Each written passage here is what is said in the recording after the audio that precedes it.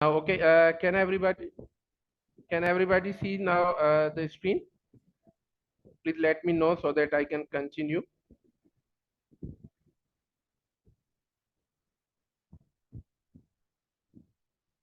Okay, let's. Okay, we were talking about कि आपने norm set करने हैं. लाइट जाके I would आराम से suggest जी आई वुड सजेस्ट कि आपने ये चीज़ें सारी 4 से 5 चीज़ें हैं वो आपने डे 1 पे उसको मैनेज करना है कि सिलेक्शन ऑफ क्लास मॉनिटर. अब आप उसको आप सीआर कह लें, आप उसको टीम लीडर कह लें, कि कुछ भी आप कह सकते हैं, लेकिन ये 4 से 5 चीज़ें जो हैं, और भी बहुत सारी चीज़ें होती हैं कि how to take seek permission कि go out of the class, और किस तरह आपने जो है टीचर के साथ इंटरेक्ट करना है, अपने स्टूडेंट्स के साथ चीज़ें इंटरेक्ट किस तरह आपने करना है. तो यार ये सारी चीज़ें जो हैं बहुत इंपॉर्टेंट हैं, मैंडेटरी हैं कि आप डे 1 पे इसको सब चीज़ों को मैनेज सॉरी इन सब चीज़ों को आप जो है इंटरेक्ट करें, इसको जो है सेट कर दें. Next please. Okay, then document all the rules and display. देखिए ये बहुत छोटी चीज किसी को फील हो सकती है कि दिस इज नॉट समथिंग कि मैंडेटरी कि हम ये चीजें सारी लिखें, लेकिन believe me these all things, these little things matter. आप जब ये चीजें रूल्स आप सेट कर लेंगे, और किसी भी तरह, जिस तरह आपकी स्क्रीन पे ये नजर आ रहा है, मैंने सिर्फ जस्ट एक एग्जांपल दी है, किसी भी शेप में आप उसको डॉक्यूमेंट करके और क्लासरूम की वॉल पे और इसी जगह पे, इसी वॉल पे, डोर पे या व्हाइट बोर्ड के साथ इसी जगह पे आप डिस्प्ले करेंगे कि जहां पे हर एक स्टूडेंट की वहां पे नजर जा सके. तो जब आप documenting the set rules and displaying these on a prominent place will make both student and teacher to recall the rules and feel easy to implement. Sir थोड़ा पीछे जाइएगा प्लीज. ठीक है जी. तो आई एम श्योर कि आप लोग ये करते भी होंगे, whether you are from private sector और you are working in government sector. तो ये चीजें सारी छोटी छोटी बातें हैं, लेकिन ये आपको मैनेज करने में, क्लासरूम का माहौल, जो इन्वायरमेंट मेंटेन करने में बहुत हेल्पफुल होंगी. So please next.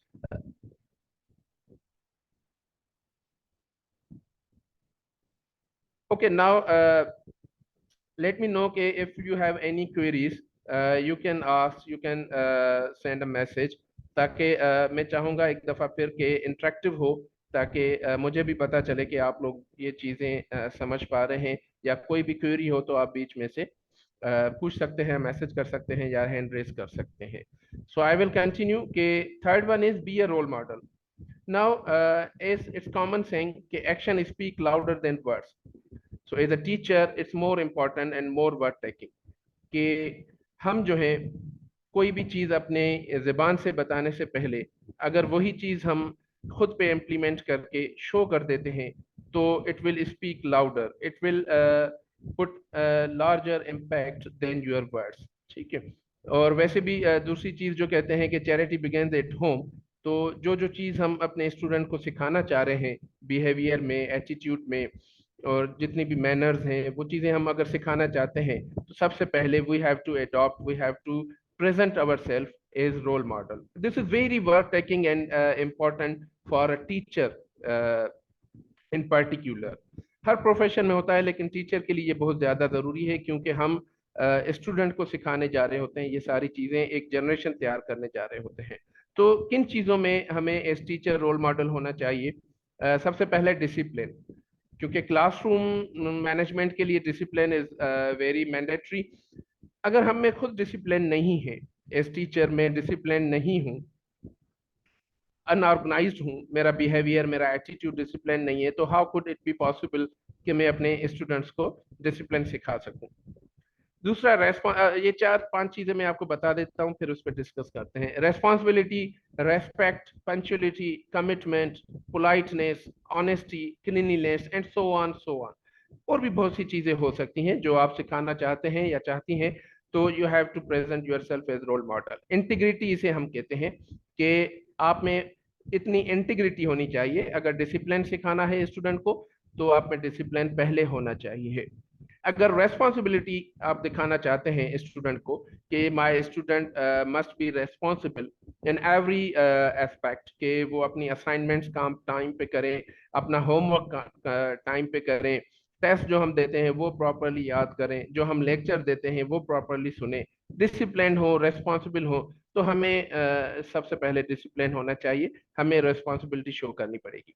अगर एक टीचर टेस्ट की डेट सपोज आप लोग देते हैं और गिवन डेट पे आप टेस्ट नहीं लेते for some reason, for any reason आप नहीं लेते और आप इस चीज में हैबिचुअल हैं, तो इज इट पॉसिबल कि आपके स्टूडेंट स्टूडेंट जो है रेस्पॉन्सिबल हो पाएंगे? Let me know, is it possible? I think no. इसी तरह अगर हम इन क्लासरूम अपने स्टूडेंट की रेस्पेक्ट नहीं करते, क्योंकि देखें शरई लिहाज से भी और मतलब सिविलियस जो सोसाइटी होती है सिविलाइज्ड, वहाँ पे बच्चों से भी जो है शफकत का रवैया रखा जाता है, बच्चों की भी रेस्पेक्ट की जाती है, और हमारे प्रॉफिट सल्लल्लाहु अलैहि वसल्लम भी बच्चों की रेस्पेक्ट करते थे। तो अगर हम स्टूडेंट की रेस्पेक्ट नहीं करेंगे एज टीचर, तो हाउ कैन वी एक्सपेक्ट के student will respect us in turn? It's not possible. सबसे पहले सिखाने से बेहतर है कि हम खुद रेस्पेक्ट करें स्टूडेंट की, उनके उनकी जो फीलिंग्स हैं, उनके जो इमोशंस हैं, उनका जो है हम ख्याल रखें, उनकी बातें सुने, उनका उनकी जो बचपना है उनका, वो भी हम थोड़ा बहुत जो टॉलरेट कर सकते हैं, जो अनऑर्थोडॉक्स बिहेवियर के अलावा जो चीज़ हम बर्दाश्त कर सकते हैं वो हम बर्दाश्त करें, और अगर रेस्पेक्ट करेंगे तो रेस्पेक्ट मिलेगी। वैसे भी कहते हैं do respect have respect. Punctuality, अगर teacher is not punctual, he or she used to come late in the class, he or she used to leave the class after the time is over, he takes 5 minutes या 2 minutes more than the period, और जो भी आपके काम है वो अपने आप गिवन टाइम में नहीं करते या करती, तो student can not be punctual, आप नहीं एक्सपेक्ट कर सकती। कमिटमेंट, आपने जो कमिटमेंट की है स्टूडेंट के साथ, आपने अपनी क्लास के साथ जो कमिटमेंट की है वो हर हाल में आपको पूरी करनी चाहिए। think 1,000 times before you give any type of commitment to your student। लेकिन अगर एक दफा कमिटमेंट दे देते हैं तो फिर आपको वो पूरी करनी चाहिए। जैसे छोटी क्लासेस में, ग्रेड 1 में, 2 में, प्री स्कूल में होता है कि टीचर्स जो है, इवन हमारे घर में भी होता है, पेरेंट्स कह देते हैं कि बेटा आप अगर ये चीज करते हैं, आप अच्छा पढ़ते हैं तो मैं आपको गिफ्ट दूंगा, लेकिन जब वो रिजल्ट आता है या जो बच्चा आप पे ट्रस्ट करके जब वो चीज कर लेता है तो फिर आप कहते हैं मैं तो ऐसे ही कह रहा था आपको, आपको इनकरेज करने के लिए, तो दिस इज नॉट फेयर। ठीक है, एज टीचर आपको भी ये तो सिर्फ एक प्रेजेंट या गिफ्ट की बात कर रहा हूँ, एक एग्जाम्पल के लिए, हर चीज में आपको कमिटमेंट शो करनी चाहिए। अब पोलाइटनेस यानी नरम मिजाजी, अच्छा बिहेवियर, ज्यादातर हमारे यहाँ क्या होता है क्लास में जब शोर हो रहा होता है तो हमें से अक्सर टीचर जो है दे शाउट, चीख के कहते हैं कि खबरदार जो किसी ने शोर किया। अब अगर आप चीख के कह रहे हैं कि शोर मत करें, तो what message you are giving to your student कि मैं चीख के आपको बता रहा हूँ या बता रही हूँ कि आप चीखे मत। तो इज इट पॉसिबल कि स्टूडेंट आपकी बात मानेंगे? या चले डर में हो सकता है आपकी बात मान भी लें, लेकिन क्या ये चीज उनकी जो है उनमें उनके ब्लड में शामिल हो पाएगी? क्या वो इन चीज को अडॉप्ट कर सकेंगे कि वाकई टीचर सही कह रही है कि हमें पोलाइट होना चाहिए? उसके बाद है ऑनेस्टी। अब मैं ये कहता हूँ कि मेरा मानना यह कि honesty is feed ahead of responsibility. Responsibility के बाद ऑनेस्टी का लेवल थोड़ा बड़ा होता है। Honesty is when nobody is seeing you, लेकिन you are performing, you are doing your work with full integrity।